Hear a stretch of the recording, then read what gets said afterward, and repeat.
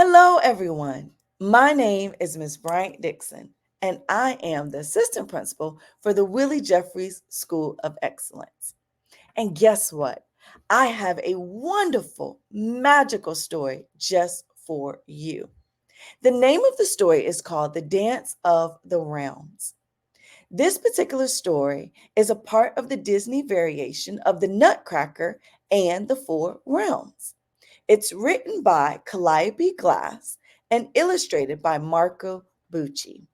Now, the thing about the Nutcracker story is that it has been told over years and years around this holiday season. And there's a variety of variations. Some of the stories have been told through a book, such as what we're going to read today, and some variations have been told through dance or even a play. I had the pleasure of seeing a dance this weekend that told the story of what was entitled The Two Claras, a variation of the Nutcracker. This particular story had wonder and magic through the dance of hip hop, through ballet, through contemporary, and even tap dancing. And guess what? There was also a variation that was told by the Orangeburg Civic Ballet. The Orangeburg Civic Ballet puts on a variation of the Nutcracker every year right here in Orangeburg, South Carolina. Well, guess what? I am excited to read this story, and let's dive in and see all of the magic and wonder that this story has for you today. The Nutcracker and the Four Realms, the Dance of the Realms. The world is made of stories. Some of them are happy, some of them are sad, and all of them beautiful in their own ways. Watch and listen, dear ones, and I'll tell you a story in words and in dance. Not so very long ago, in a land not terribly far from here, a young girl named Clara received a gift. It was an intricate egg shaped box left for her by her mother, whom she missed terribly. It was beautiful, but there was no key to open it. Fortunately, that night was Christmas Eve, a night that opens many doors and reveals many secrets. And Clara's godfather, Drusselmo Meyer, was having a splendid party, as he did every year. His sprawling home was itself quite full of secrets and doors, the kind of house where lost keys might be found. Clara asked her beloved godfather where she might look, and he showed her a path to follow.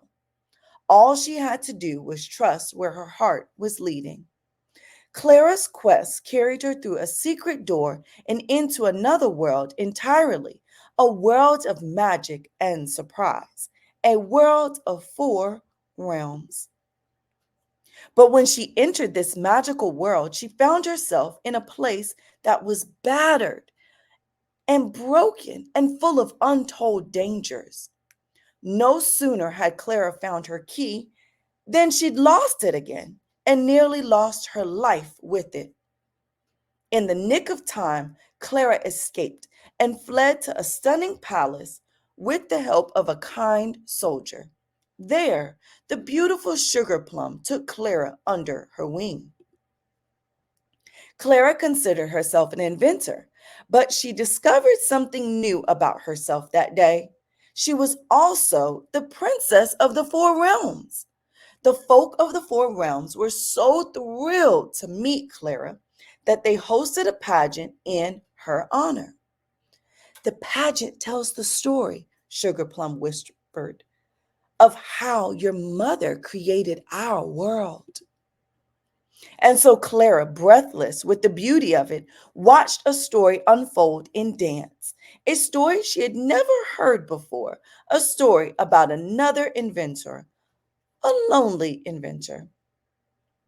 This lonely inventor created a grand engine to bring into being realms of snowflakes, flowers, sweets, and laughter. And then, lacking companions, she took her beloved toys and tinkered with them until they came to life. But one toy was very wicked: Mother Ginger. She wanted power over the realms and would not live in peace with the others. Soon all the toys were at war. A terrible battle raged. Smoke and dust and fury, and all four realms were thrown into chaos. As the battle unfolded on stage, Clara spotted one of Mother Ginger's villainous mice clutching a prop key, and it looked very familiar. So that's where my key's gone, Clara thought. Mother Ginger must have it. Beside her, Sugar Plum curled her dainty hand into a fist. When the dust cleared at last, three realms had triumphed over the terrible Mother Ginger, and yet, although the battle had been won, Mother Ginger still ruled the fourth realm. The war was far from over. I hope you will be the one to finish it, Sugar Plum whispered, leaning close to Clara as the pageant ended. Her eyes were very bright. Mother Ginger had Clara's key. Mother Ginger was a threat to the four realms. Clara knew her duty as her mother's daughter. Mother Ginger would have to be defeated. But Clara's battle with the Mother Ginger did not unfold as prettily as the story in the pageant had. Something was strange. Something was wrong. Someone was lying. Clara felt it in her heart, and she was learning that her heart was not something she should ignore. Clara got the key from Mother Ginger and made her way back to the palace. She soon found herself in pitched battle with none other than Sugar Plum. And here is something to remember about stories. Dear ones, they are all beautiful in their ways, but they are not always entirely true.